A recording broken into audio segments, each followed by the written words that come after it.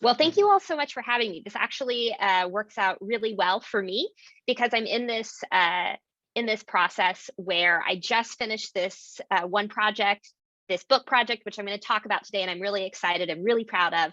But I'm also in this unique position where I'm kicking off and getting ready to put together this second, what I hope to be book project. And so this is the first time I'm really getting to talk about that project. And so I welcome feedback, thoughts, comments at any point. And at any point while I'm talking ad nauseum about Congress and Twitter, if you're like, you need to stop and you have a question, just feel free to interrupt me at any point. So today's talk, Policymaking Gone Viral, is about how Twitter shapes Congress, but we can also think of this more broadly in and about how sort of Twitter and social media interacts with all political institutions, right?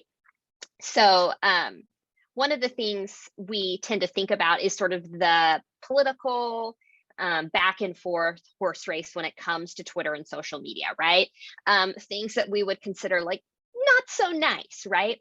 And we tend to associate it with elections and campaigns and party politics. And all of that is right and correct, but it also happens a lot. It also, Twitter and its effects occur a lot in Congress and as a mechanism for governance, right? So when it comes to thinking about Twitter, we can't just think about it in terms of partisan elections.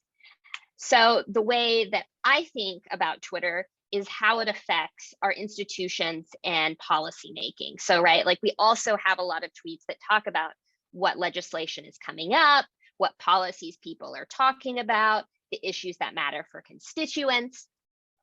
We also get a lot of chatter from individual senators about what they're doing with their constituents, being at home, and sort of this folksy nature that they try to develop. Because a part of Twitter, right, is it's this reputation building, right? And so because it's this reputation building in this aggregated space, the question that I have is like, what does that mean for our legislative institutions, right? And so the way I think about this and the way I'm going to frame this today is Twitter is a dual threat medium, right? Because there are two aspects that I want to talk about today. One is its effect on representation and sort of its impact for how we think about representation. And the second aspect is Twitter and its effect on legislative capacity, right? What does it mean for our legislative institutions and how those function, right? So the first part of the talk is about representation, and that's the book that just came out this month with Oxford Press, thinking about how members of the Senate communicate in this new era and what that can tell us about representation and the styles of representation that they engage in this social media environment. The second part of this talk, which is a little bit more of a black box, is that legislative capacity piece and thinking about what social media, specifically Twitter, means for our legislative institutions and their ability to function, how that affects daily norms and what that means for the lives of the staff and professionals within our legislative bodies. So thinking about the book, like this book came from my graduate dissertation. And I remember very vividly the second year of grad school, I got asked the question, like, what if this becomes like a MySpace like project and it just it goes away, right? So this was like 2013, 2012. And so it wasn't that far-fetched of a question, right? But luckily for me, if not somewhat unluckily for the world, Twitter remains. And it gives lawmakers opportunities to define themselves. It really is, when we talk about governance, a platform for reputation building, right? And so for this project, my goal was to understand what is the nature of that reputation building. And so to do that, it's a book based on a data collection of about 180,000 Senate tweets to really illustrate what senators' priorities for reputation are and the strategic choices that they make to connect their goals with a digital constituency, right? And so the framework behind this book is fairly simple, right? It's that like there's a lot of information and there's limited attention, and lawmakers have to figure out how to prioritize their self-presentation and reputation building behavior. And so that ends up being the rhetorical agendas that I talk about on Twitter, right? It's this process of figuring out what your priorities are. In like sort of traditional agenda setting, we think about from a policy standpoint, like what issues are you prioritizing? You know, are you prioritizing environment versus something else? And with rhetorical agendas, it's about how you prioritize representation, right? Are you prioritizing policy, but are you prioritizing constituent issues, or are you prioritizing partisan politics? That's the balance that I'm interested in engaging with in this book. So sort of the mechanics of the book and thinking about Twitter, like when I explained this to people, they're like, oh, Twitter, like, is this just like an intern thing? And like, lo and behold, like this is no longer low level, like, hey, do this because it's convenient. Like this is primarily staff, digital directors, chief of staff, coordinated communication that looks at, that uses Twitter to reveal lawmakers' self-presentation in a very coordinated way, thinking about how they prioritize legislation, constituent service, and party politics primarily, in ways that sort of will engage the conversation and will garner attention, right? So legislation, constituent service, and party politics, that ends up making up about 90%, if not more, of what an average lawmaker talks about, right? In addition to things like happy holidays and, you know, oops, I sat on my phone, you know, things like that. So rhetorical agendas, right? Like I came at this, I'm traditionally a public policy scholar. And so I came at this from an agenda setting perspective. And so I was like, so if you're setting an agenda, if you're presenting yourself, what is this? And so rhetorical agenda was the way in which I thought about this. And I argue that senators, rhetorical agendas sort of adopt three different styles, right? So they can either be a policy wonk, they can be a constituent servant, or a partisan warrior, right? And so what does that look like? What does that mean, right? And so for a policy wonk, it's sort of what it sounds like, right? Like these are senators who prefer communicating knowledge with their legislative experience, and they use their expertise to build trust with constituents and maintain that credibility. These are sort of the workhorses and the people who use their policy work to engage with their preferred constituencies. One example of this in the US is Senator Patty Murray, who spends a lot of time talking about things like the Education Committee and ACA benefits and thinking about sort of policy effects. And that's how they define themselves online. Alternatively, you have people who, despite sort of this digital constituency that is Twitter, tend to focus on their geographic constituency. These are people who talk about local problems, state visits, and really develop a relationship with their geographic electorate. So an example of this is someone like Chuck Grassley, who, like, despite being a committee chairman, he often just talks about Iowa and sort of the folksy nature that he likes to develop with his constituents, right? He's one of the most retweeted senators in the US, often talking about the History Channel or deer that have died or brush fires. Like he was one of the first people to be on Twitter pretty regularly. Like, can you think of 2007 and when like people just tweeted, "This is where I am," and like that was novel, and I can't imagine them just doing that today. We would laugh at them, but it was like, okay, this is great. People are going to engage with me. They're going to know where I am. It was the wild, wild west back then. But now we have Twitter as a coordinated message, right? And the third piece of that coordinated message is the party warrior style, right? Some senators tend to sort of buck the trend of like prioritizing policy or constituents and really spur these partisan battles. This is sort of the impression that we get often, and this is what gets reported in the news. So this is what we hear a lot about, but it's actually a fairly small piece of what happens. But for those senators, Twitter sort of becomes this party-centric cheering section where they either scapegoat the other party or spend time sort of building up their own party's bona fides. An example of this is a party leader, someone like John Cornyn of Texas, who often uses Twitter to talk about Obamacare and what the White House has done wrong, at least during the Obama presidency. And I imagine if I were to pull one from the last week, he would have something to say about the Biden administration as well. So for this project, a little into the weeds of sort of how this book came together. So these were all senators' tweets from 2013 and 2015. There is one chapter that delves into 2017. So the total number of tweets is a little bit higher. But these are all their individual accounts or their Senate accounts. Like, these are not their campaign accounts. Because again, my interest was, what does this mean for our political institutions? And what does this mean for governing? And so to sort of get at that, I coded tweets for 3 different general priorities: policy, politics, and constituent service, which again map onto those sort of 3 types that I talked about before. The thing that sort of freaks people out when I tell them, though, is every single one of those tweets I hand coded. And I read each one of them like twice. And so caveats, like, remember, this was 2012.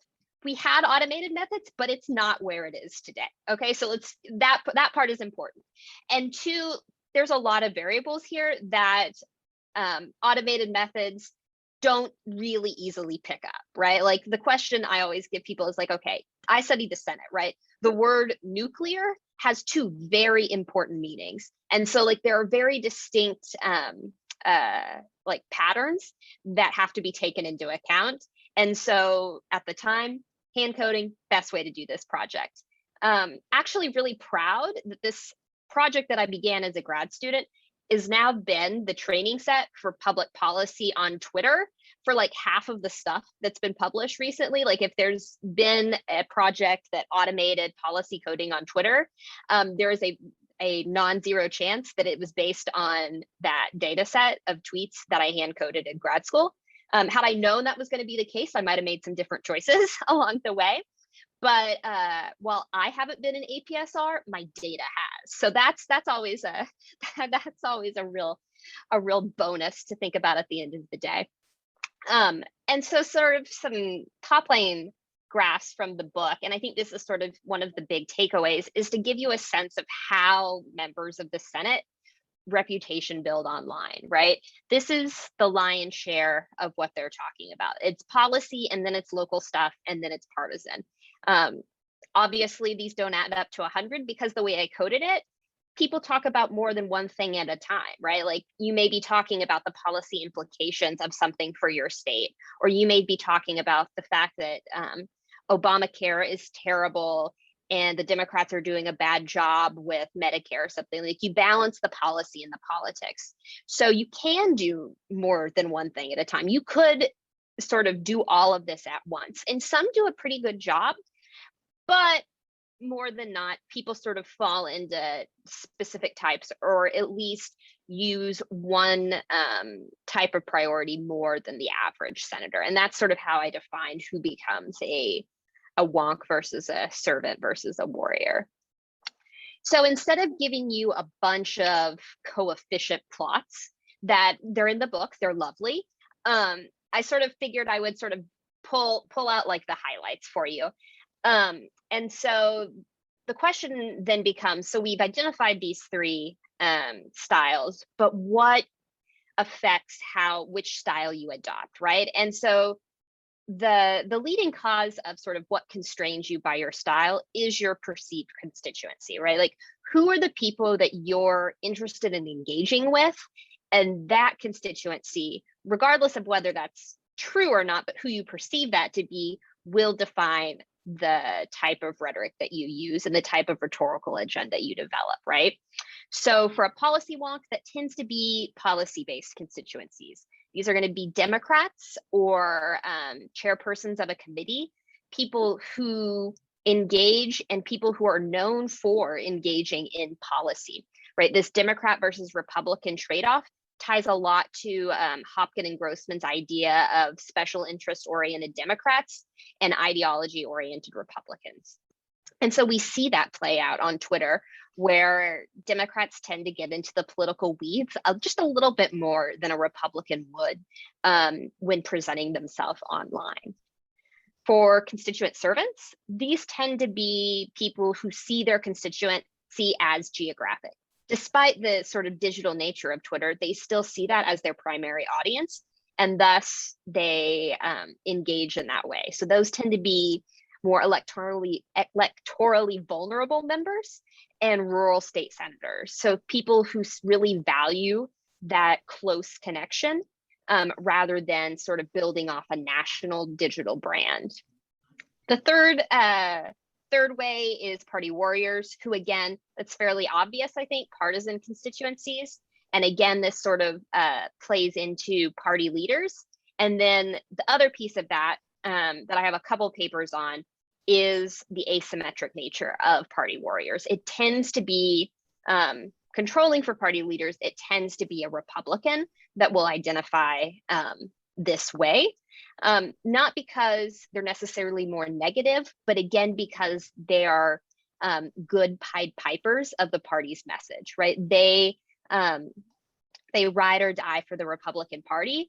And often Democrats, particularly when they're in the minority, when Trump was in office, they are very vocal and very negative when it comes to calling out the president. But amid that, the Republicans still lean into this party warrior style because they defend their brand and they defend their message. And so, again, based on their constituencies and based on what they think their constituency wants to hear, they adopt these different styles of rhetoric. So some more takeaways from the book. I think an important thing to consider, and that I feel like I've finally convinced people, is that what lawmakers say online isn't just noise. When I began this project, a lot of people said, like, well, why should I care? Like, what does this matter? And I still have this debate, I think, with a lot of people who are fundamentally interested in sort of the nuance of Congress or the nuance of legislative rulemaking. And they ask, like, okay, so what does this mean for me? And I think this really illustrates that what Twitter does is very representation oriented, and it shifts the norms and the strategic communication styles of members of Congress. And it reveals that in a very public way to a new audience, right? Like, it's not necessarily just an elite audience on K Street, and it's not just constituents at home. I think Laura Moses at Ohio State has a really good term for this and calls it interest actors, right? It's this different, slightly elite oriented audience, but it gives them this discretion to define themselves in a way that's very different than sort of the collective behavior of issuing a press release here and sponsoring a bill here and showing up in the local media here. And I think the book very much gives us a foundation to ask a lot of new questions, right? Thinking about, so what are the implications of those styles? What does this mean for how they thus then get elected, or how they thus then vote in office, and sort of how they balance the notion of being a good communicator versus also thinking about the policy process and lawmaking.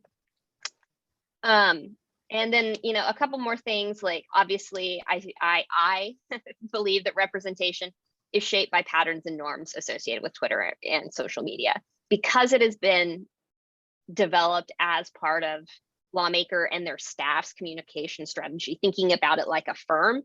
It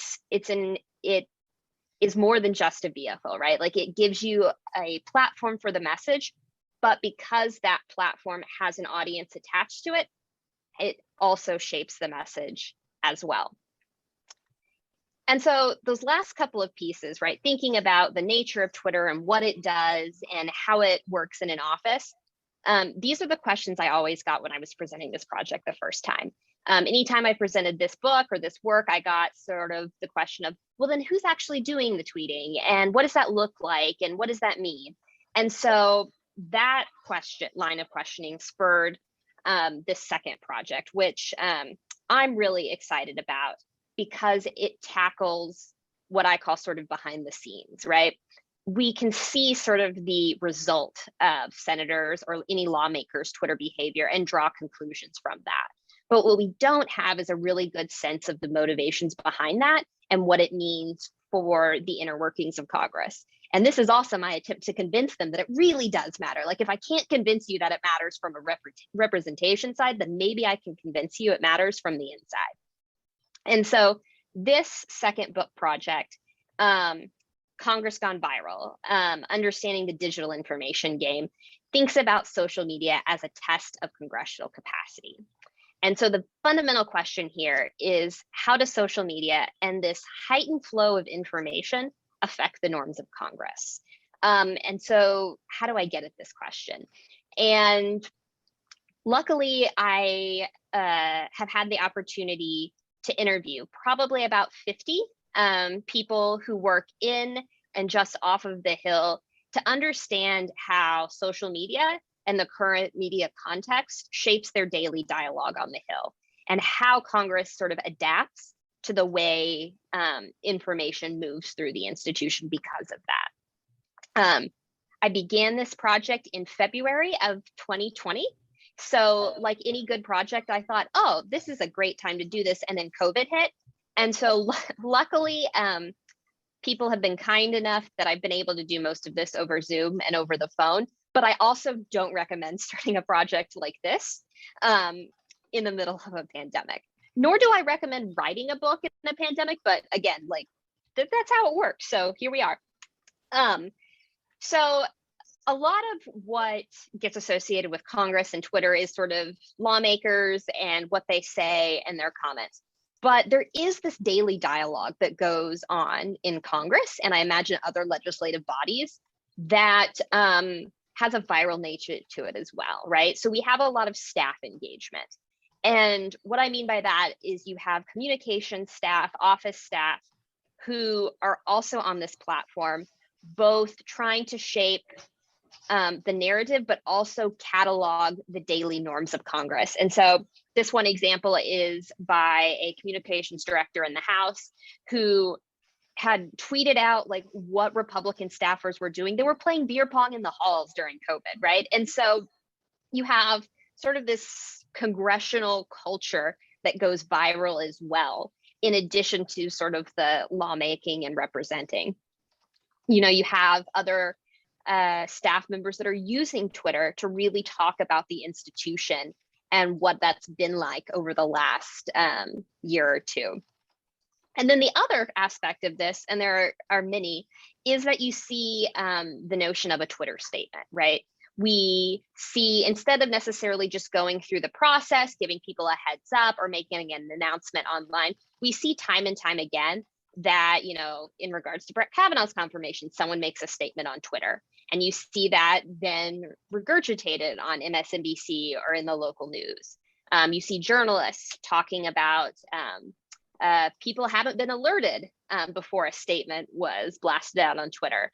Not famously, famous to me, but importantly, in March 2020, when there was this great debate about sort of what Congress was going to do in response to the initial days of the pandemic, members of Congress and leaders had to make quick decisions about recess and what they were going to do. And notably, Mitch McConnell in the Senate, instead of informing people through normal channels, decided to announce the end of recess over Twitter, rather than going through the cloakrooms and going through the normal process. And this was like a fundamental shift in sort of the notion of how information moved through Congress. Like it wasn't like dog bites man, right? Like we weren't changing the narrative, but it was the way in which you made the announcement that really reflected sort of this changing nature of the information flow within Congress. And so for this new project, the central framework behind it that, again, I am still working on, so any thoughts are most welcome, is that social media has hastened this race for information within Congress. And that quickened velocity sort of constrains and affects the relationships among staff, reporters, and policymakers, sort of the people on the ground that enable our legislative bodies to function are also influenced by these social media norms. And so thinking about congressional capacity or just legislative capacity in general we often think about it in terms of policymaking, right? Like, do we have the information that we need to make good policy? What are our processes like? Who are we asking for information? Do we have structures in place to facilitate policymaking? Sort of, what is the nature, if you think about it like an electric current, like what does the nature of that tube look like, and does it have the capacity for the information? But the question that I'm asking is, what is that current that we're sending through there? Like, what is the nature of it? How fast is it moving? How large is it? And does Congress adapt to that new communication climate? And does that have a direct effect on its ability to take action and to perform on a regular basis? And this isn't anything necessarily all that new, right? Like, legislative institutions and political institutions have been developing and adapting over time to new technology.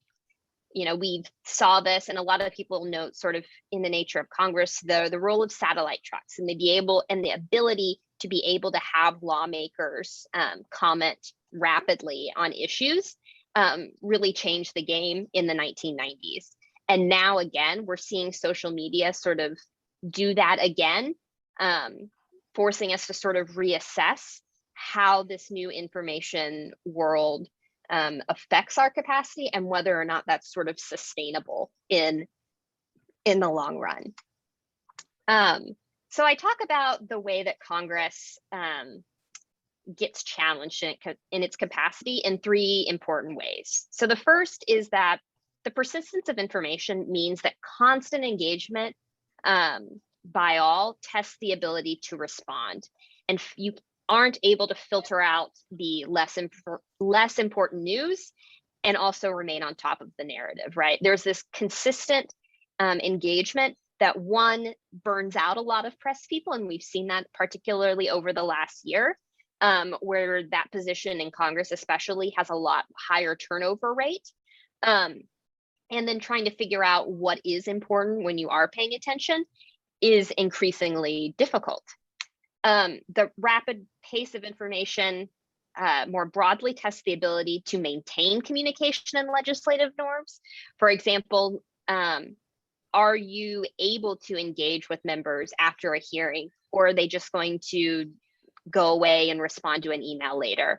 Are you able to have regular press briefings? Are you able to have regular engagement, sort of that face-to-face, and sort of the things that have been normalized into the patterns of engaging in Congress consistently continue? Or are we in a world now where the pace of information just doesn't allow for that? And then the third piece of this is that new technology has the power, theoretically, to give new voices opportunity, but in reality, it tends to reinforce powerful voices. It tends to reinforce positions of power and individualization among staff and journalists. So what I mean by this is, people who had the resources to support a robust communication effort before are only buttressed by the ability to convert those resources in a social media climate, and the need to create a personality in this world of individualization on social media further challenges how staff and journalists engage with that information, if they're not only the senders and recipients, but they're also the content and personalities behind that information as well. So this sort of just highlights the fact that while this project is about social media, it details a little bit sort of how we got here, and thinking about sort of the nature of technology changing and adaptation. And again, asking the question about, do we have that capacity to change and adapt in a way that's meaningful for the future?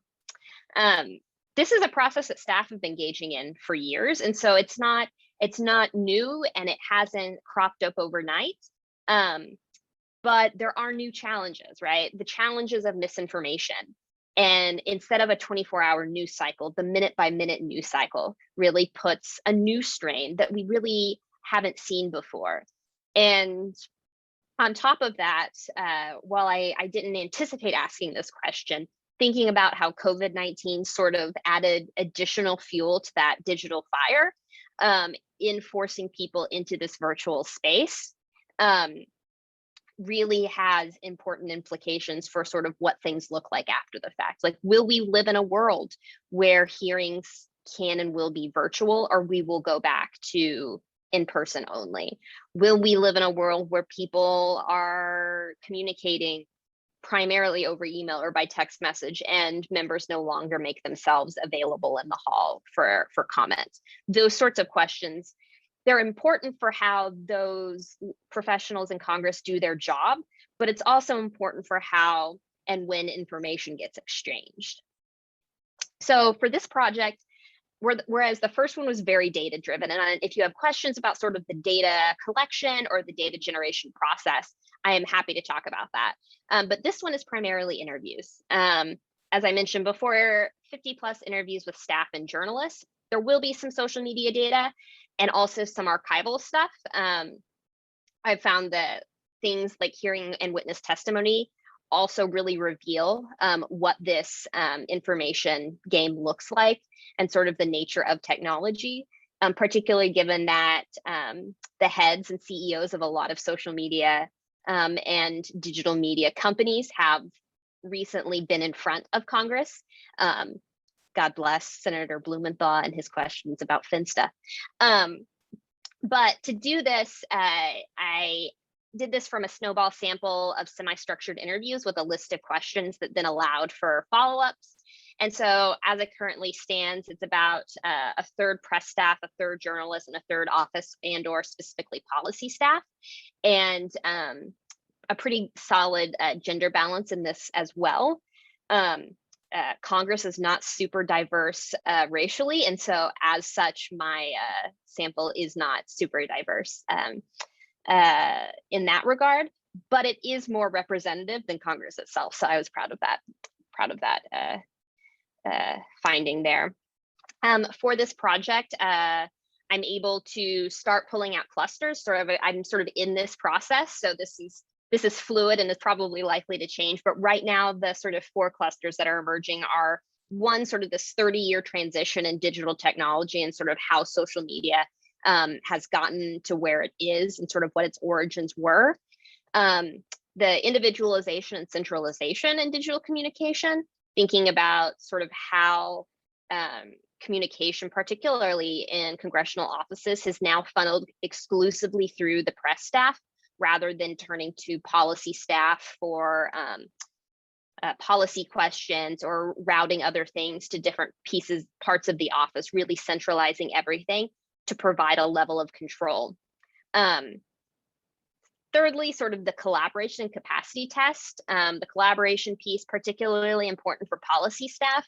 In a world where everything is public, what does that mean for collaboration, right? Like, what does it mean to be able to shake hands and say, this is what we want to do, when there is a constant stream of information and engagement going on that could disrupt that?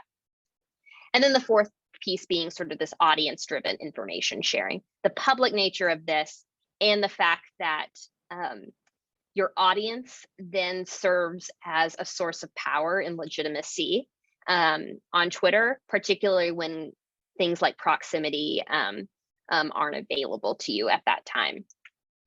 So to highlight sort of these 3 groups, like press and journalists and policy, some things that have come out of these interviews are that press staff are central to information sharing, and they're often responsible for the information flow, or at least setting up the structures through which information flows through these offices. They've centralized the information, which is an interesting choice, given that if we think about it like a fire hose, the hose has been turned up all the way, and now it all has to channel through this one source. One staffer noted that particularly during the Trump presidency, this really sort of noted the shift in how staff centralized and responded to information online, because of the nature that a lot of policy and a lot of information was coming through social media at odd hours. This really changed the nature of sort of that being on call all of the time. And again, contributes to this sort of burnout that we've seen with staff as well, because communication itself, relative to policy, like that capacity hasn't dwindled over the last 20, 30 years.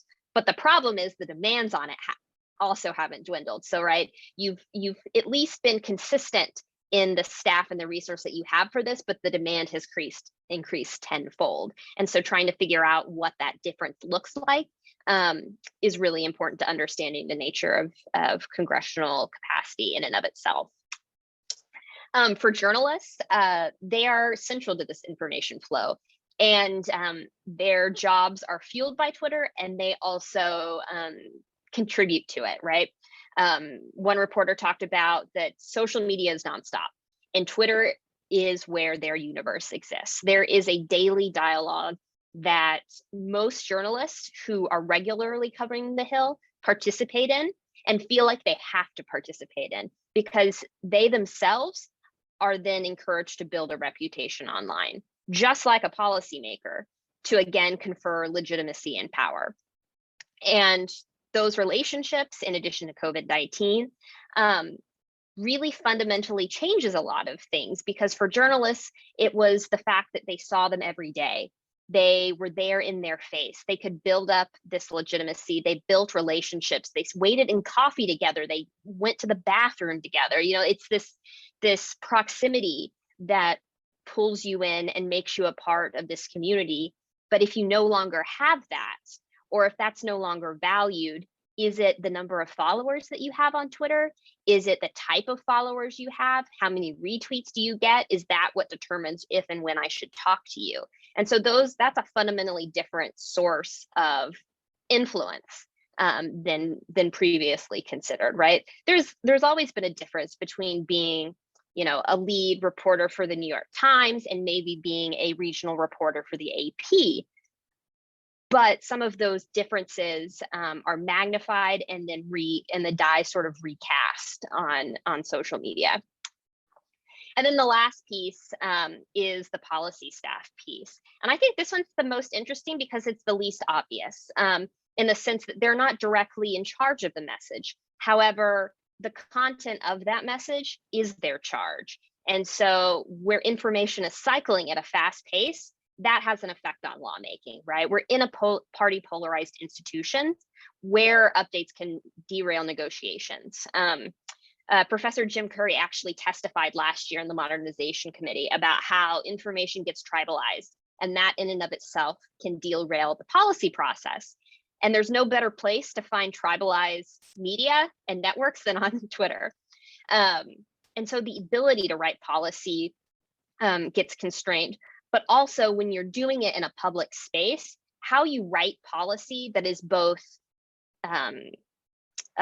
like correct in terms of logistics, but also in a way that is consumable by journalists and constituents, those can often be conflicting dimensions.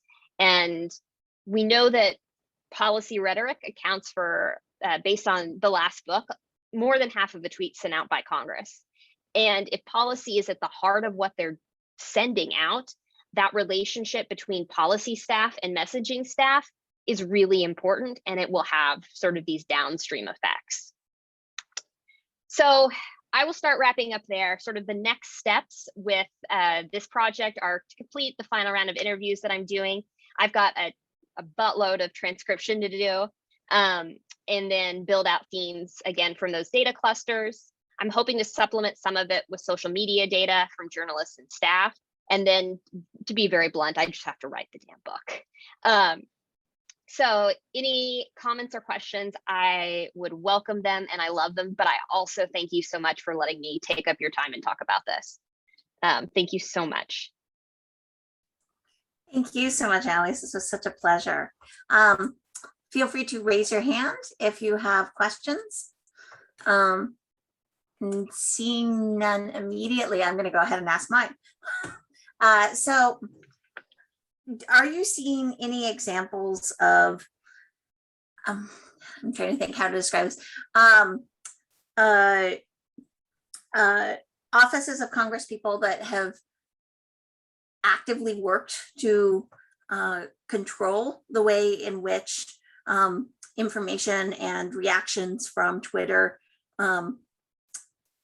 interact with their policy staff and their decision making, and have been deliberate in that process as opposed to just trying to deal with the fire hose? Yeah, absolutely. So I would say there's sort of a firewall that's been created, at least over the last decade, between policy staff and communication staff. In some places, it's more porous than others, but used to, if there was a question, particularly on technical issues, journalists would have had the opportunity to talk directly with policy staff to address questions about, have I characterized this right? Is this what this means for my district? What does this percentage change look like? All of those questions still get asked, but they all channel through press staff for the most part. Press staff may then make their policy staff accessible, but that happens less and less. Journalists who have established relationships will still sometimes go to policy staff when they can, but particularly for newer journalists who maybe don't have those relationships, they're a lot more reliant on communication staff. So there is that sort of firewall, and I think there is norms and structures put in place for when things do happen. What is the response? A lot of what happens on Twitter is reactionary, right? Because you can't game out everything. But usually for a lot of these offices, this gets gamed out on about a week-to-week basis. And so thinking about what's coming up in this next week, what do we need to be ready for? And then coordinating with policy staff if there is a policy component to that needs to be put in place. Like members will have varying levels of interaction with these processes, but most of it happens at the staff level, and then maybe they give sign off. But for example, like if they've got a bill that they're putting out, and they might put out a press release and a tweet and everything, policy staff is going to be a part of that process, and a part of that process shaping language, but they're going to shape language specifically for Twitter differently than they would have for a press release. Thank you. Any other questions or comments?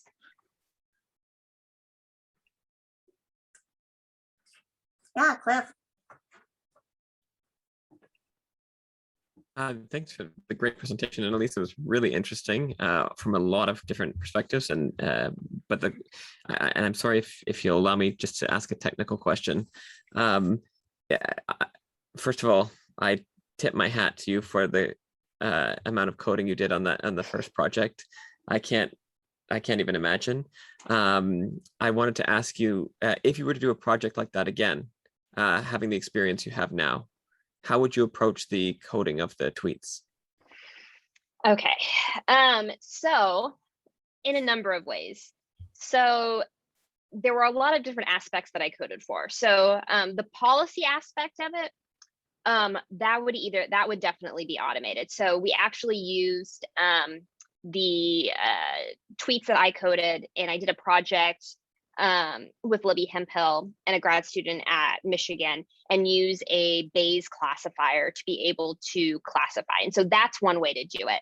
And while the methods on that aren't my like primary skill, I've been able to sort of team up with people that do have that.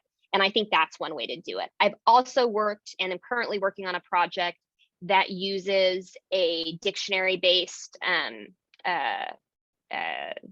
system to identify common words, hashtags, and then associate policy codes based on that.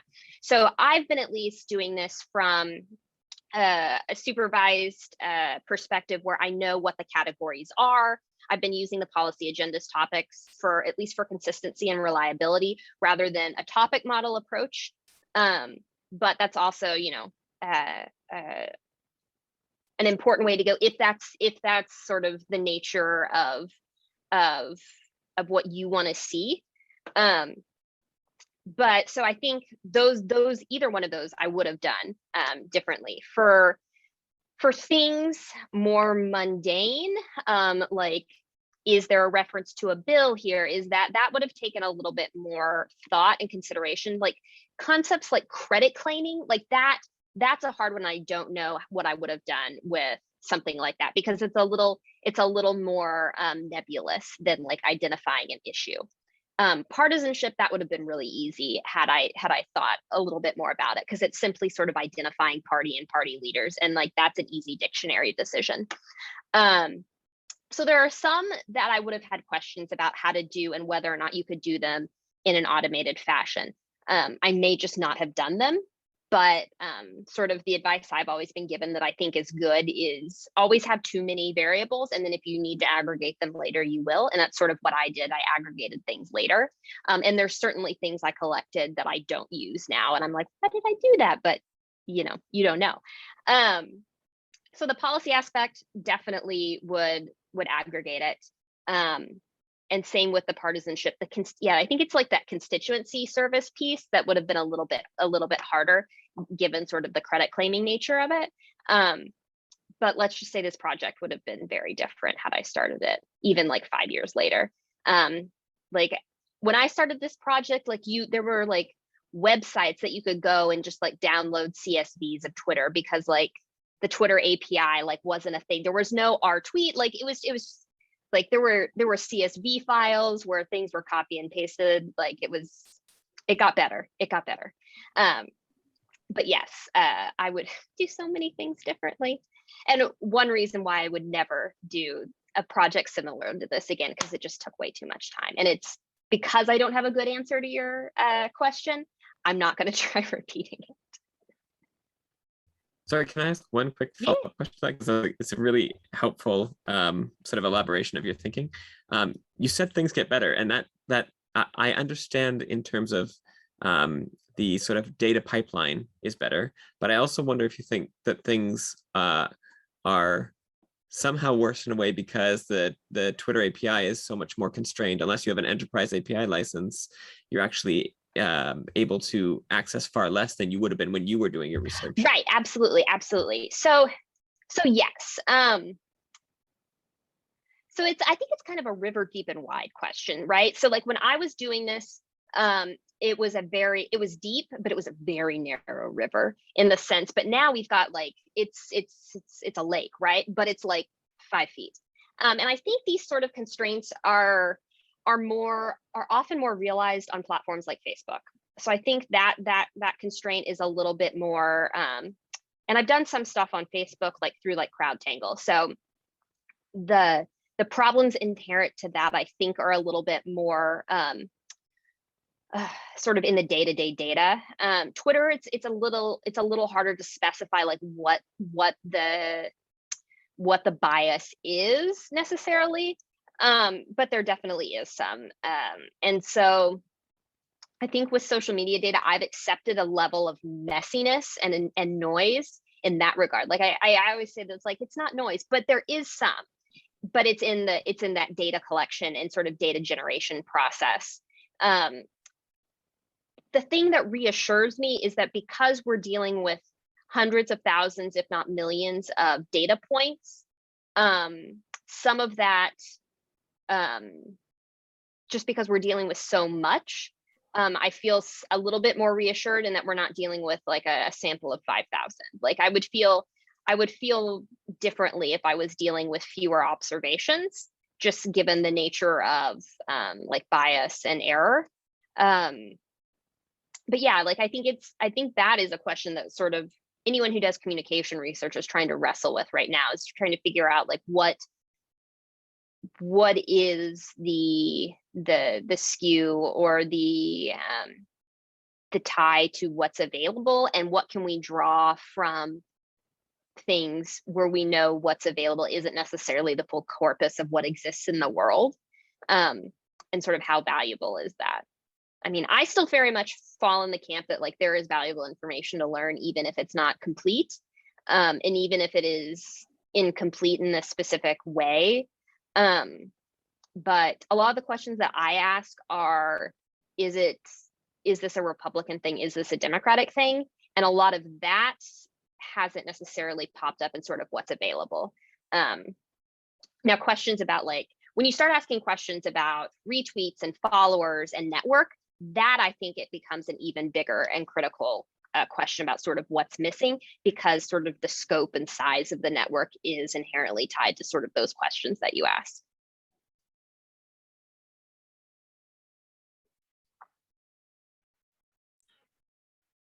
All right, we're a little over time, but if anyone has Sorry. any last questions, no, not at all.